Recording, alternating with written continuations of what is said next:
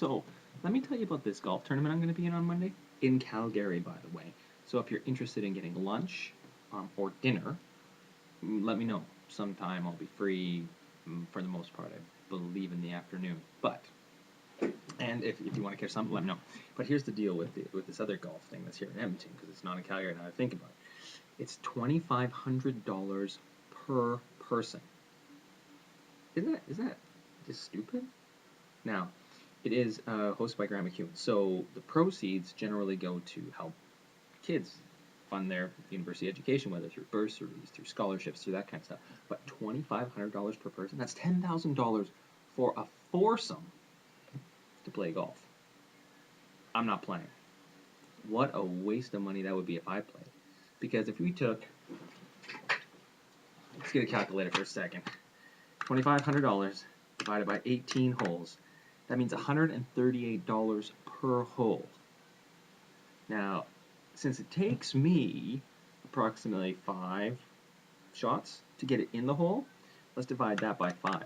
That means every shot is worth $30.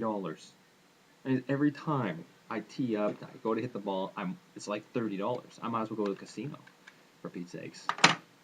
Anyways, ludicrous. Help the children in Africa. Something. I don't know. $2,500 bucks. I am going to be working. Well, I'm not really going to be working. I'm going to be setting up the booth and getting things ready, little prizes and stuff for the people who come up. They can get that kind of stuff. That'll be fun. It'll get me out of the office for a bit. Highly needed. A quick segment on the Japanese or the earthquake, and it had the aftershocks of whatever.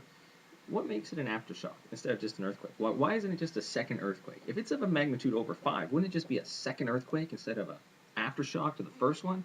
I mean, if the first one's an earthquake, the second one's an aftershock. What defines an aftershock? I'm not actually going to find out because I'd rather just wonder and not know. Because to me, it sounded like, based on that story, there's just 3 earthquakes all in succession. There was no aftershock. Because an aftershock, it should be less than 5 and 6. That's the question of the day. What makes it an aftershock? Simply because it came after the first one? That's stupid. That's just a stupid definition. I say they had 3 earthquakes in a row. That sounds way cooler. Okay, that's about all I got for today. I got nothing left. I gotta go to Aikido and get beat up. Notice I'm growing this thing out here. We'll see how that looks, getting all fuzzy. And actually, I'm not sure if it's gonna grow anymore.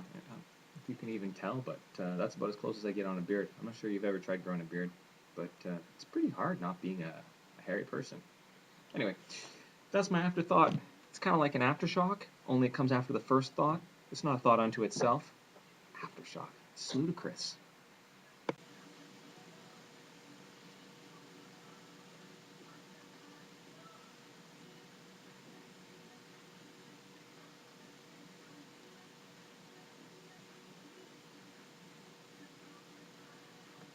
I'm not sure if you can hear the music in the background or not, but I'm just, working out the kinks in my neck to the music before I head off to Aikido, which is pretty fun. But recently, look at this. I don't know if you can actually see it. Big bruise there. I'm sure it's going to get more damage tonight. It's getting flipped. Anyways, our things. Thanks for your post. Very thought-provoking. All kinds of interesting stuff in there. But there's a part where it went totally blank. There was nothing. You disappeared, your face and everything, and just kept running until the next segment.